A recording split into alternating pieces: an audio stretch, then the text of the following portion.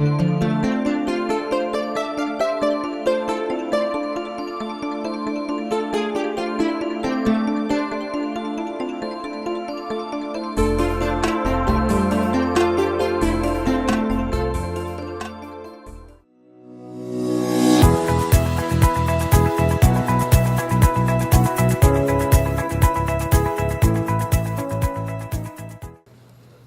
afternoon. I'm Ernie Withers of Mercedes-Benz of Sarasota, and I'm the Vice Chairman of the Public Policy and Small Business Division of the Chamber, and we'd like to welcome you all here today. I'd like to remind everyone, if you would please at this time, take your cell phones, I'll do it myself, and please put it on the silent mode where we're not ringing. And we have a special request today, if you could possibly do this for us. We're asking, please, no videos today. We're asking no videos, but any pictures that you'd like to take, you're more than welcome to take any pictures, but please no videos. Before we get started, I'd like to ask everyone to stand and remain standing for the Pledge of Allegiance.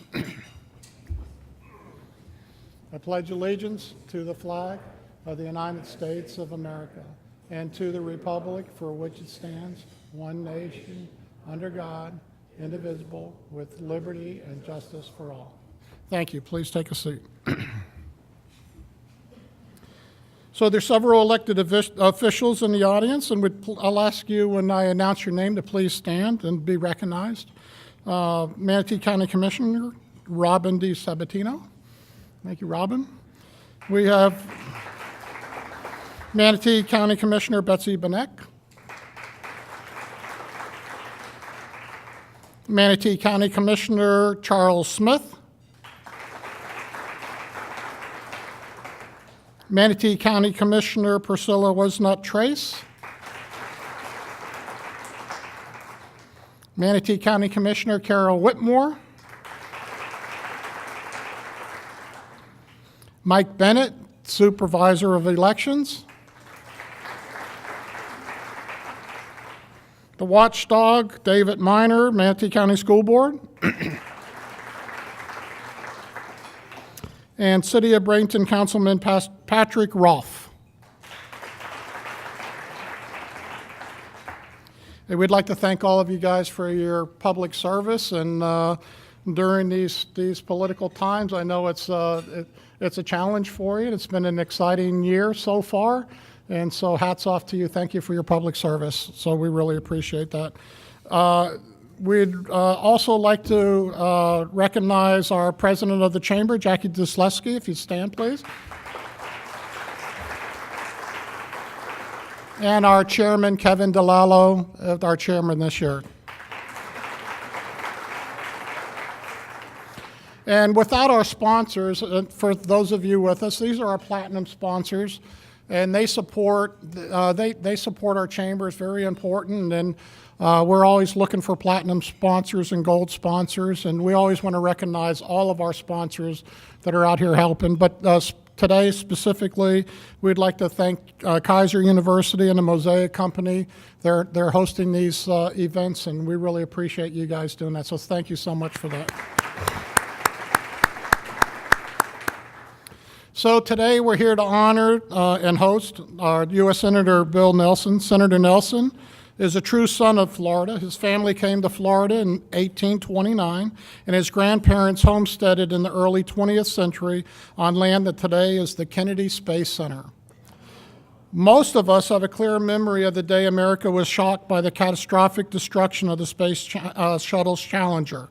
Even so, our senator knew the dangers of space exploration, and he spent 6 days orbiting the Earth above the Space Shuttle Columbia just 10 days before Challenger's ill-fated launch in 1986. This flight gave him a unique perspective on Earth's environment and an appreciation of the importance of our nation's exploration into the unknown. He is recognized as a congressional expert on NASA. But mostly, he is an unrelenting advocate for all Floridians and a moderate voice in an increasingly partisan world of national politics. Bill Nelson is a fifth-generation Floridian who has served the people of his home state for more than 4 decades. First as a state legislator, then as a congressman and a state cabinet officer, and now as Florida's senior U.S. United States Senator. He is ranking member of Commerce, Science, and Transportation Committee and serves as a senior member of the Armed Service Committee and the Finance Committee and Special Committee on Aging. Thank you, Senator Nelson, for your service, and we'd like you now to please come up and present. Thank you.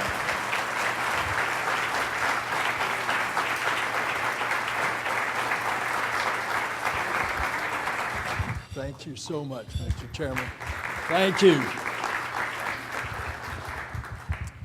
Well, thank you for being so patient. Originally, we were going to have this luncheon a couple of weeks ago, 3 weeks ago to be exact, and it was instead an extended session, and it turned out to be a rather dramatic session. And I want to tell you about that. I want to thank the members of the county commission and the city councils and the county government that come up to see me. I really enjoy those meetings. And no matter where I am in committee or whatnot, I always try to get to those meetings. Because I can learn a lot about what you need by listening directly to you. And also, every now and then, you give me some gossip that I otherwise would not have known. I have been visiting on a number of occasions and want me to go to the port, and that's what I'm doing later on this afternoon. Florida has 15 deep water ports, and it is, because of the nature of our state, a coastal state, one of the major locations of ports. And you think about Port Manatee being in the shadow of the Port of Tampa, it being such a historically large port.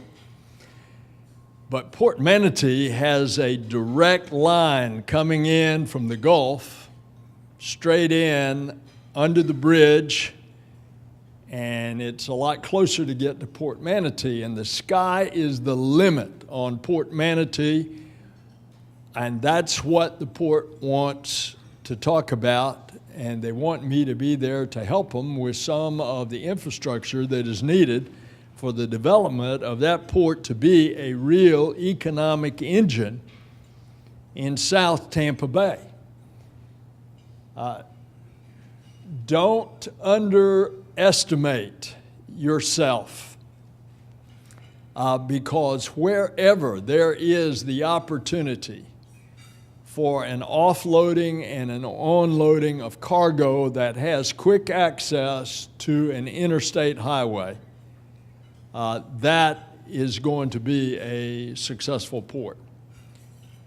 Now, part of the ability to provide that is going to be infrastructure.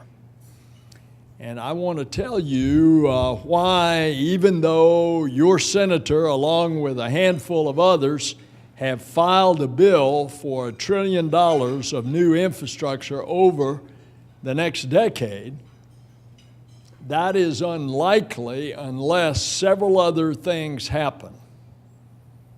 And I want to trace some of those for you today. Before I go to the port, however, I have the privilege of going over to a middle school in Palmetto, and the eclipse is occurring. And I've asked them, since all the students of this school are going to get into the cafeteria auditorium, because they don't want the children outside looking up at the sun without the right glasses. And I'm going to explain to them what an eclipse is. And so I've asked that we have a globe there, and we have a baseball, and then we have a light bulb that is on. And the light bulb is the sun, and the globe, of course, is the earth, and then show the children how the positioning of the moon, which is not necessarily in a direct plane with the sun over here and the earth here, but that in that 5 to 6 degree swing of the plane, how at this moment the sun is blocked. The sun over here is blocked by the moon in exactly the right position, so that if you're in a place anywhere in that swath across the United States, starting in Oregon and coming across the Carolinas, that the moon will completely block out the sun and appear as large as the sun, although the halo or the corona of the sun, which is many times hotter, by the way, than the surface of the sun, that corona will be there. Now, what's going to happen? Are the wild animals, are they going to do something crazy?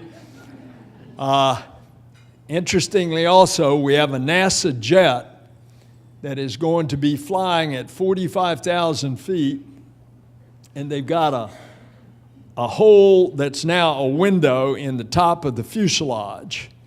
And so they are going to be taking outside of the influence of the atmosphere, because they'll be above the clouds at 45,000.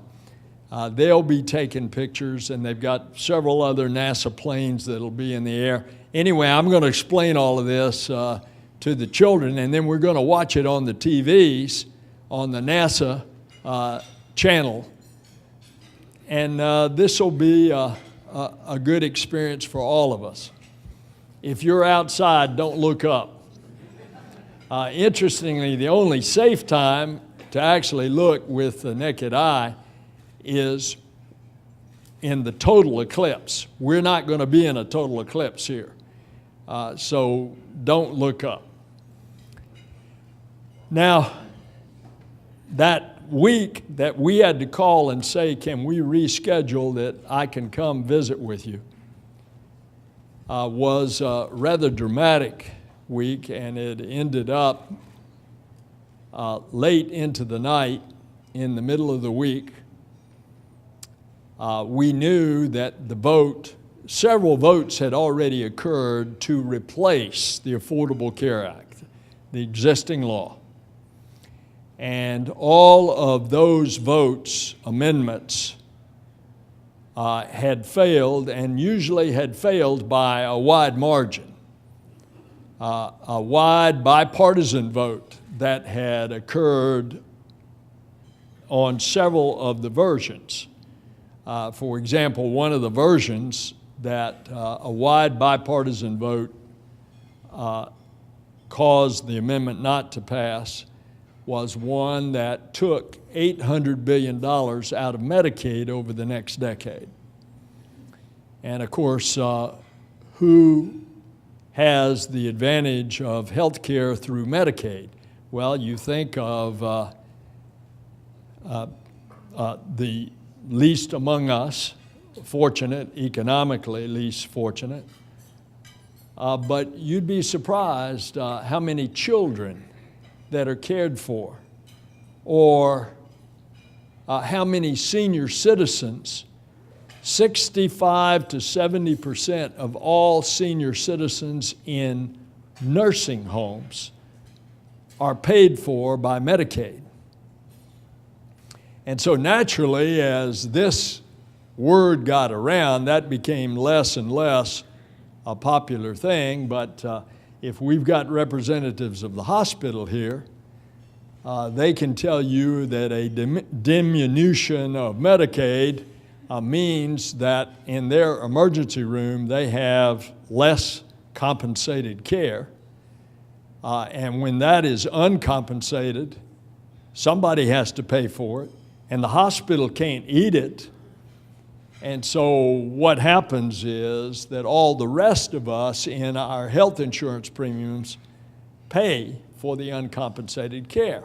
And so naturally, the hospitals are concerned about that, and that's even more true in the rural hospitals, where a much higher percentage is not a patient for pay or insurance coverage, or through Medicare, those age 65 and over who are eligible for health care through Medicare, but larger proportions in rural hospitals. But it's also something else. We have, among us, we are afflicted by something known as an opioid crisis.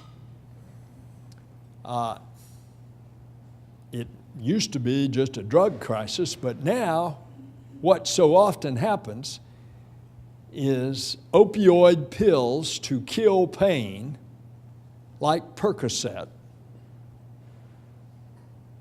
Doctors were accustomed to giving you 30 pills at a time. Well, you know, if you're like me, I had an operation one time and I had to get off that Percocet after a day and a half. I couldn't stand it. The bottle of 30 pills sat in the medicine cabinet.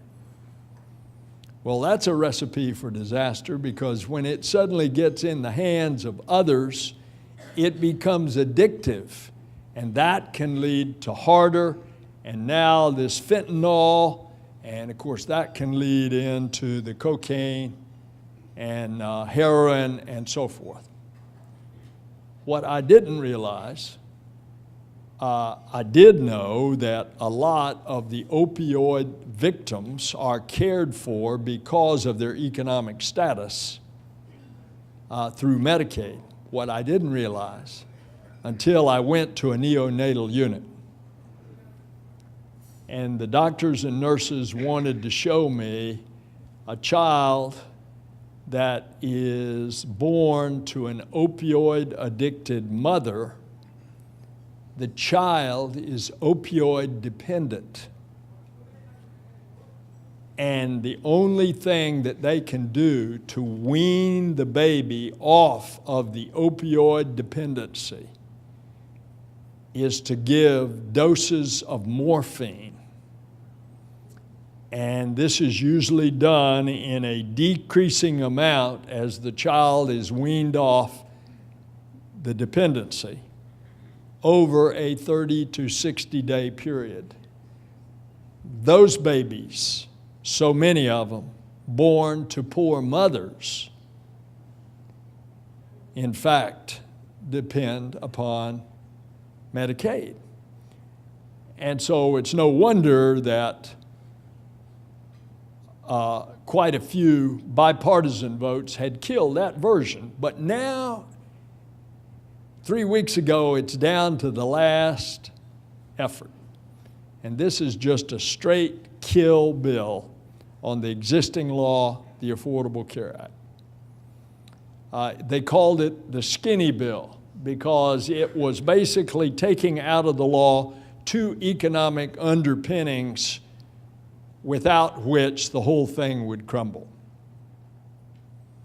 And so because of the early announcement of two Republican women senators, Susan Collins of Maine and Lisa Murkowski of Alaska, the vote was known to be 50-50. And as in previous tied votes, the vice president comes as the president of the Senate and breaks the tie.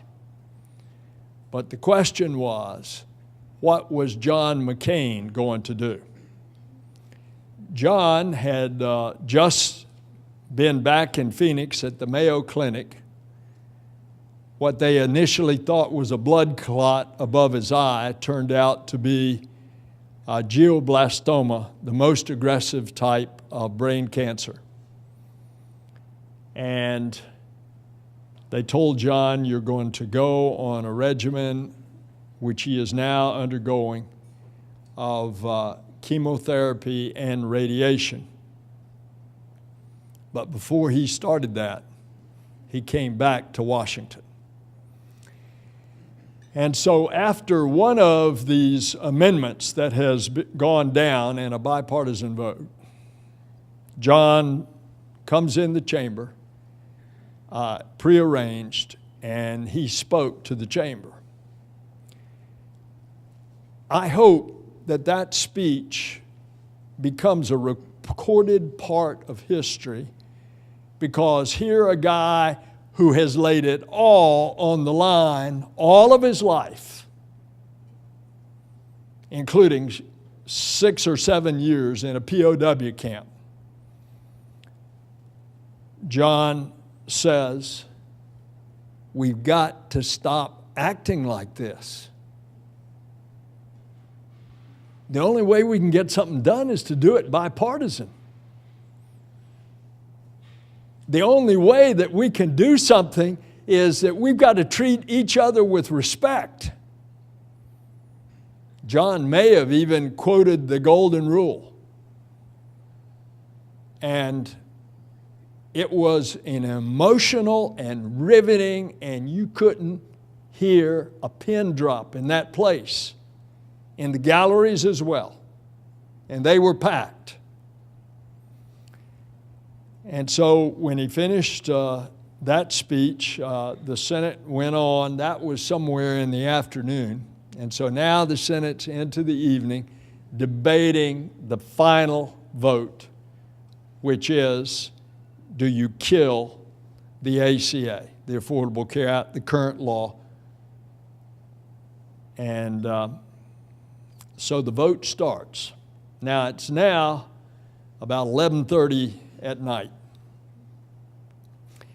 And the votes come in, and there are now 3 senators that have not voted. John, the Republican senator from Arizona, and the Republican senator from Nevada. And everybody is pretty sure how their 2 votes are going, but they're holding out until John votes. And so the vice president arrives, and he goes over to John's desk. Lisa Murkowski gets up and walks over and sits down next to John in the desk adjoining. And they're over there talking for the longest period of time. And the vote is held open, and an hour passes. And now an hour and a half, and it's now 1:30 in the morning.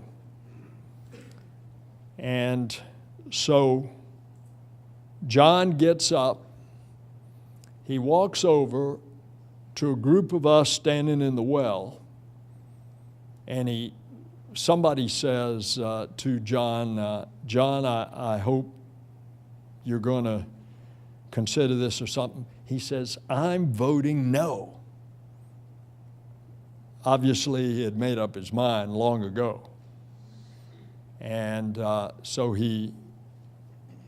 then he disappears out the door in the back of the chamber with the vice president.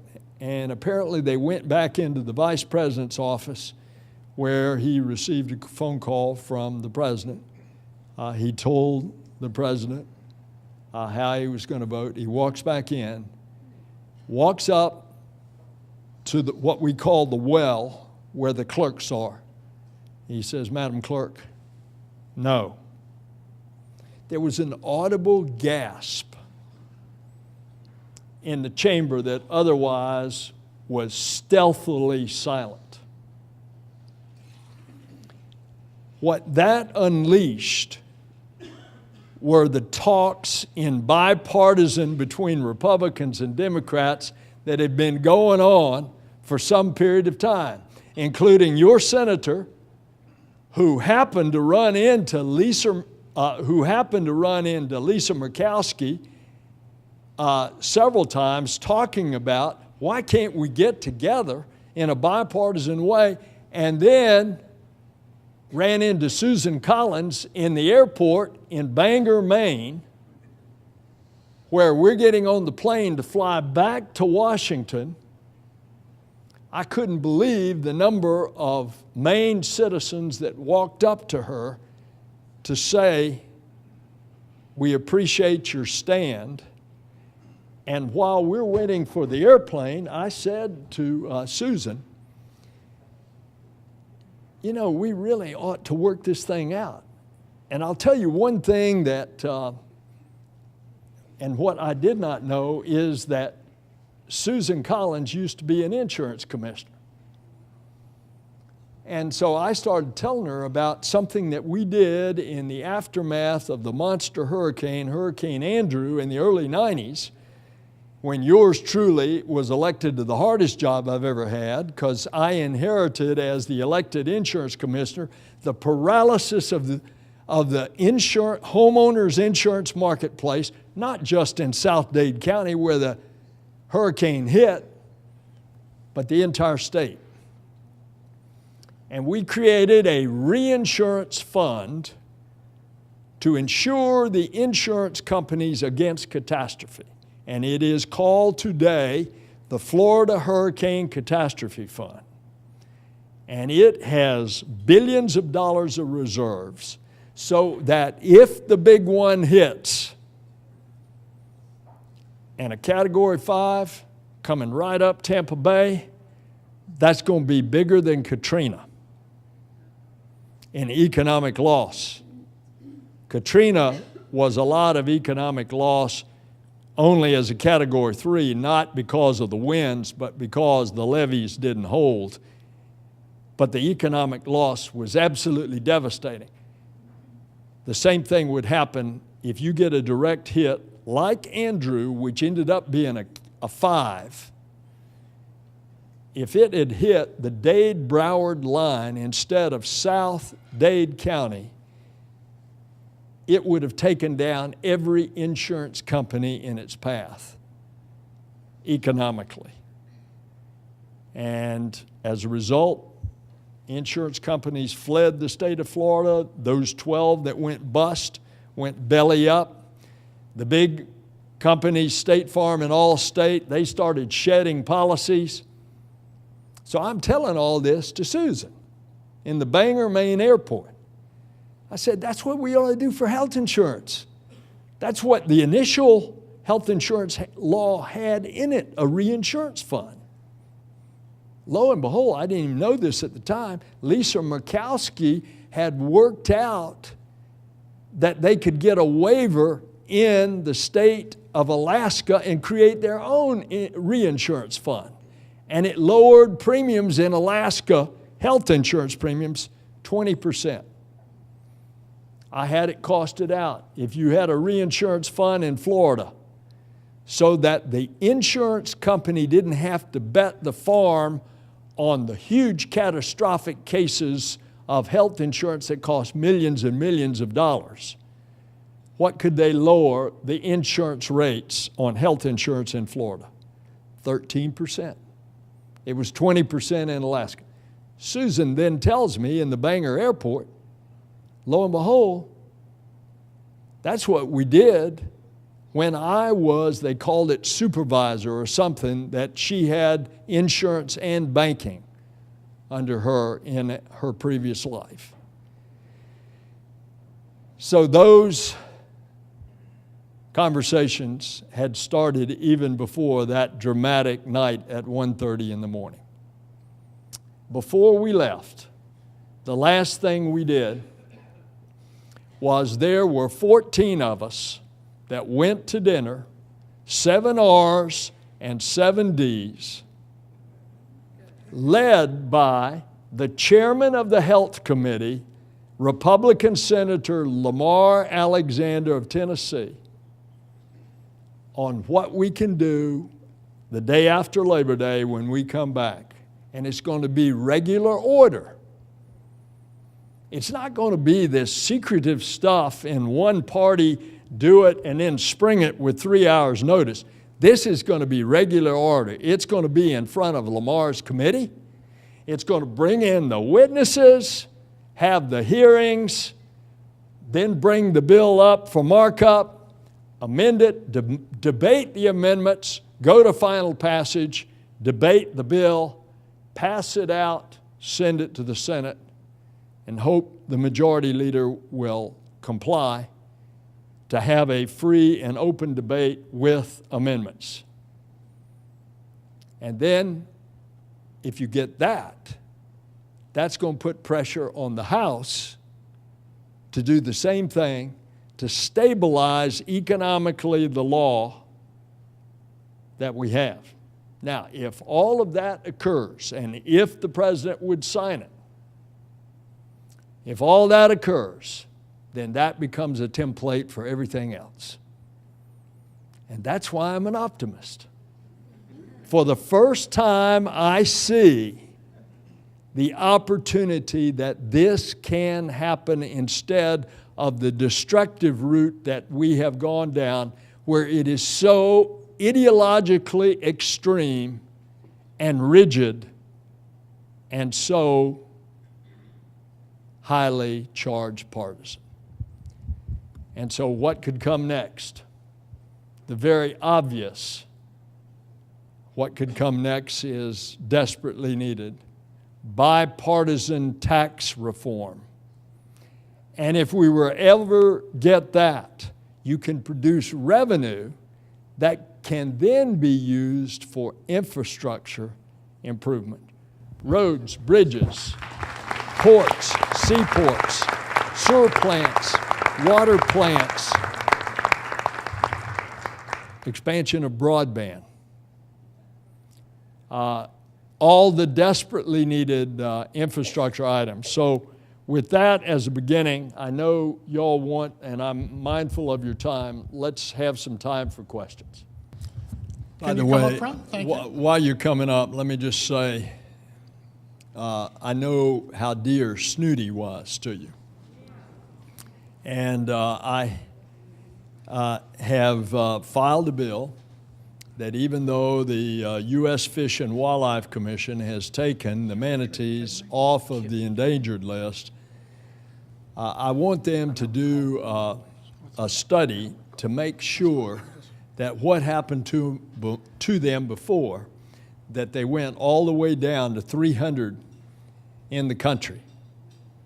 They're back up over 6,000 now. But I want this study to be done on all the things that need to be done so that we won't go through that again. Senator, the first question is from Mr. Richard Kibbe. Good afternoon, Senator. Thank you for coming, and thank you for your 4 decades of dedication to Florida. My question, with all due respect, is this. You've been in Congress almost 30 years. We've seen the partisanship get worse and worse. The bills, more problems getting passage. Florida has grown, and we only have 2 votes in the Senate. After 30 years, most people peak in a career, and it's time for something new to come in, somebody with new ideas, new energies. Wouldn't you agree that perhaps Florida would be better served with someone with a new perspective that has not had the history? All right, I think that's a fair question, although it's a very pointed one. And I expect I know the engendering of that question. Well, let me just tell you, I have conducted myself throughout my public service always in a bipartisan way. And what I have clearly seen is that if it's not bipartisan, it doesn't work. And there was a time when it wasn't bipartisan with Democrats in control, and it didn't work. And what I know is that you've got to have somebody constantly reminding everybody that that's what has to be done. Otherwise, everyone retreats to their corner. It's too easy to be just around like-minded people. These commissioners represent a very diverse county. And I suspect that they try to conduct themselves in the same way that I do, that my obligation is not just to vote for the people's interests that vote for me, but to also represent the interest of the people who vote against me. And oh, by the way, to represent the interest of the people who don't vote at all. That is my obligation.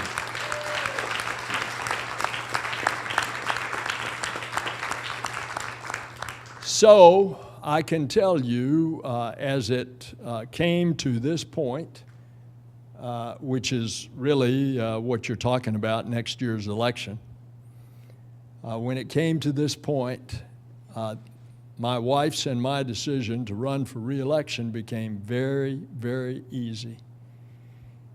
In this period of excessive partisanship and ideological rigidity, I knew this was not the time for me to walk off the playing field. And that's why I'm running for re-election. Thank you, Senator. The next question is from Patricia Stabler. Good afternoon, Senator, and thank you for being here. I'm a commercial appraiser, and my firm specializes on insurable value, and I'm also an expert for FEMA valuation. This morning, I learned that the White House revoked Executive Order 13690, the Federal Flood Risk Management Standards, which gave an expansion of regulated floodplain areas and new floodplain maps. With rising floodwaters, especially in our state, this is a big concern, and revoking the executive order from President Obama is not a good thing for our state. My question is, what can be done to educate the White House on the two status of floodplain in our state? You said President Obama, you mean the current president, President Trump? No, the executive order from President Obama was revoked by the White House this morning. Right, by the present Yes. White House, okay. Basically, all of this is coming to head by the end of September. The reauthorization for federal flood insurance expires at the end of September. Something has to be done, either an extension of the existing authorization or else a new bill has to be written. And here is the problem with flood insurance. Years ago, when private insurance companies did not want to cover flood damage because the cost had soared out of control, not only because of natural occurrences, but the frequency of those natural occurrences, be it a hurricane, be it a flood, be it whatever. They said, we're not going to do it. So there was only one place to get flood insurance, and that was the federal government. That was the creation of the Federal Flood Insurance Program. It started off, it was heavily subsidized.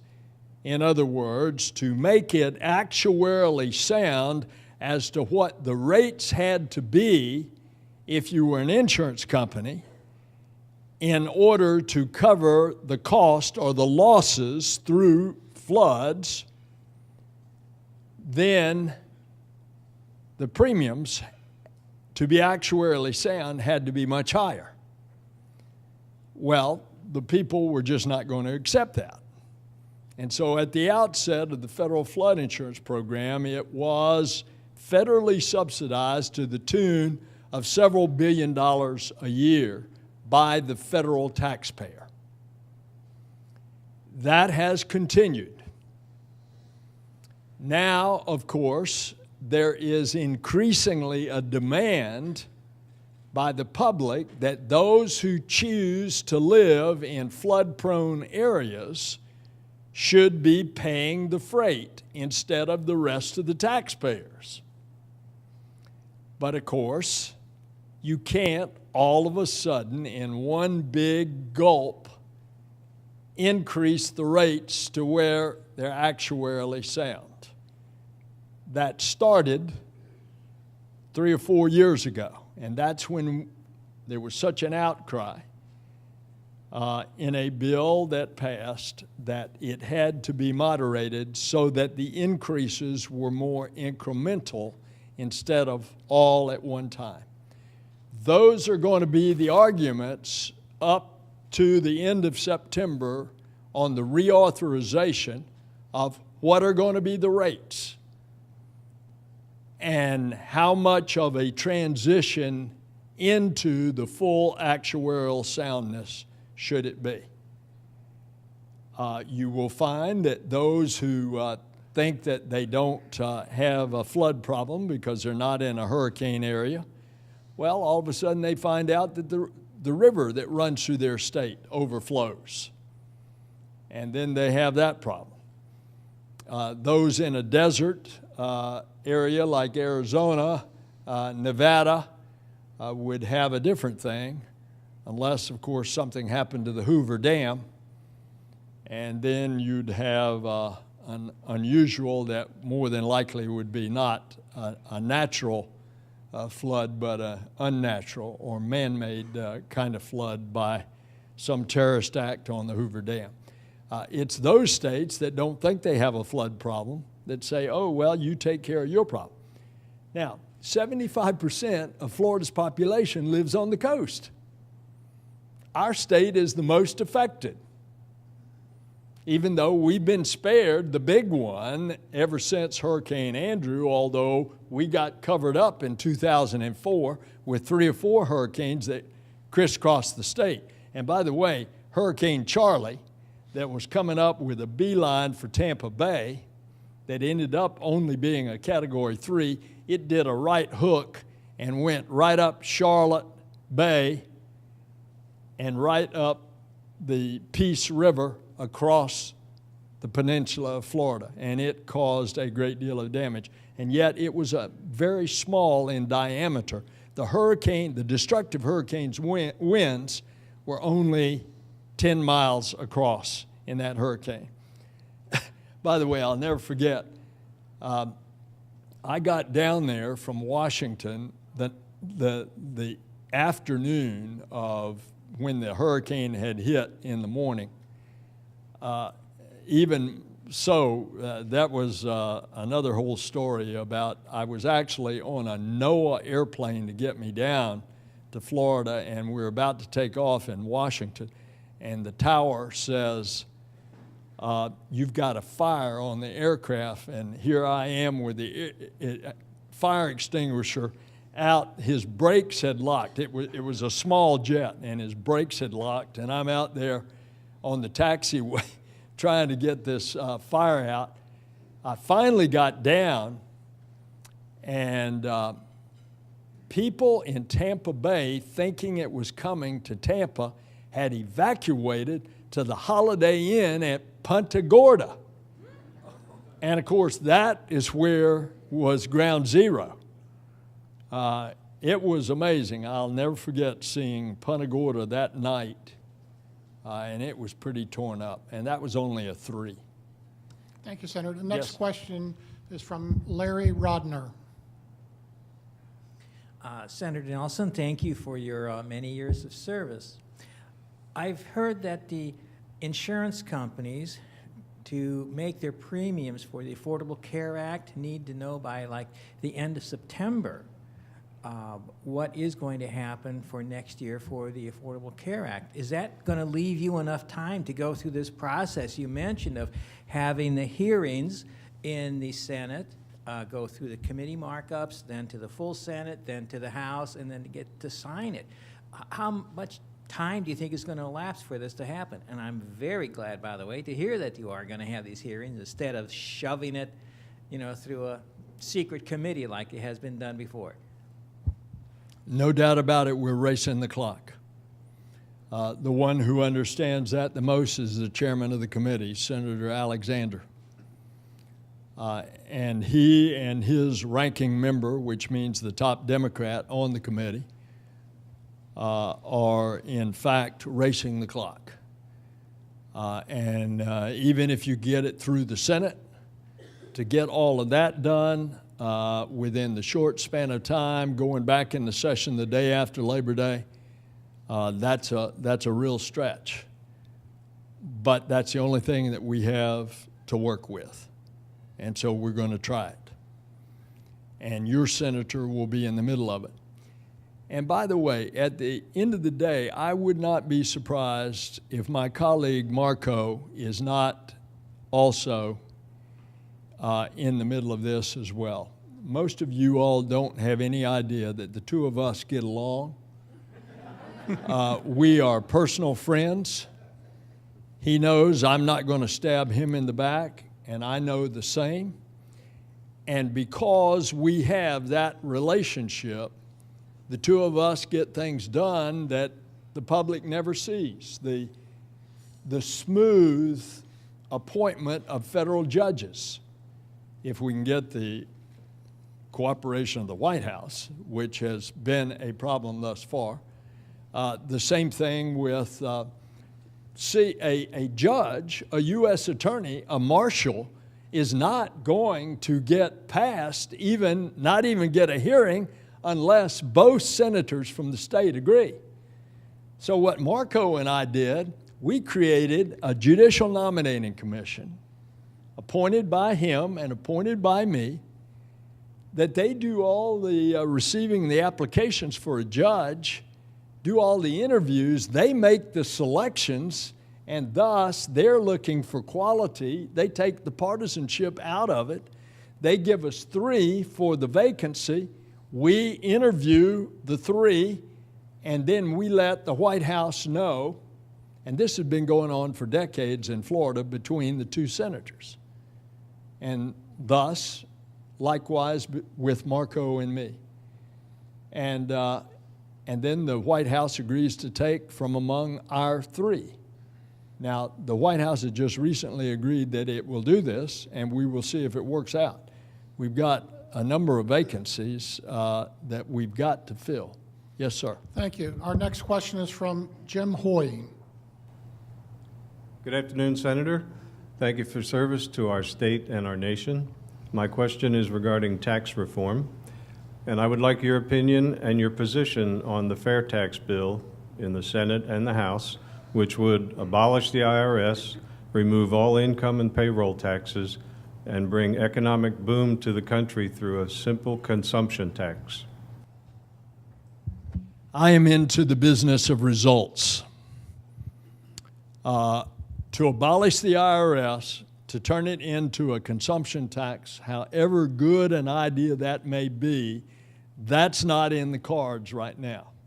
What I want to see in the income tax code that is riddled with loopholes, both individual and corporate income tax, I want to get rid of some of the inefficient, single-purpose, special interest loopholes, which gives you revenue, and use that revenue to buy down the tax rates for both corporate and individual rates, to lower the rates, in other words, and then to use the rest of that revenue to put on something like infrastructure.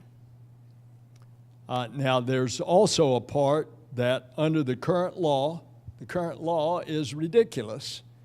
It incentivizes U.S. corporations to keep their profits overseas, that they earn overseas, and not bring them back into the U.S. And so they don't want to bring them back into the U.S. because of the high corporate rate. If we lower the corporate rate by getting rid of some of the other loopholes, that could change the calculus of the corporation. But for the initial offset of billions and billions of dollars stashed overseas, lowering that rate on a one-time basis, bringing it back, and then making sure that it's not just what was done 12 years ago, that it all goes into executive salaries and dividends, but that some of it goes into infrastructure. Seems like to me that's the wisest course. And so I've got to be practical in getting what we can that is realistic. And we won't even get to that if we don't get the bipartisanship going on these other things that I've already described. Thank you, Senator. Our last question will be from Diana Shoemaker. Good afternoon, Senator. I'm the director of Habitat for Humanity here in Manatee County, so affordable housing is a huge issue for us. First of all, I want to thank you and your colleagues at the Senate for proposing a budget that does not, in fact, eliminate all the important funding for affordable housing programs, and thank you for that. So my first question is, where do you think affordable housing will be in this budget moving ahead? And secondarily, obviously, there is a crisis among communities all over the country, affordable housing, and local communities are dealing with, states are dealing with it. How can we bring affordable housing to the federal level as a discussion? The president's budget has proposed a major cut in affordable housing. But, for example, the president's budget proposes a cut of $6 billion in NIH medical research, or a 13% cut in our maritime wall, the U.S. Coast Guard. Those things are not going to pass. So too the affordable care of the affordable housing. In fact, you will see in the appropriations committees that have already come forward, they have come forward with a bill that does not make major cuts that were proposed by the president. So you can hang on. Hang on for now. Thank you, Senator Nelson. We appreciate it. Thank you. May I make one final comment? Sure, absolutely. I want to tell you that since today is the eclipse, I want you to look back 31 years ago with me when I had the extraordinary privilege to fly with NASA on the early part of the Space Shuttle program. And the reason that I'm telling you this, it relates exactly to what we have just shared. Because when you look out the window of a spacecraft back at the planet, you get a different perspective. There's actually a term for it. Among cosmonauts and as astronauts, it's called the overview effect. Because you are looking at home in a way that you've never, ever imagined it. And what I saw is not only a beautiful creation, a colorful creation called Earth. It's amazing what you could see with the naked eye as you orbited the Earth every 90 minutes. Tampa Bay, for example, is very, very prominent. But here is what has never left me. As I look back at Earth, I didn't see racial divisions. And I didn't see religious divisions, and I didn't see political divisions. What I saw when I looked back at home was that we're all in this together. And that has informed my public service. And I wish the gentleman who had asked the pointed question were still here so that he heard we're all in this together. Thank you.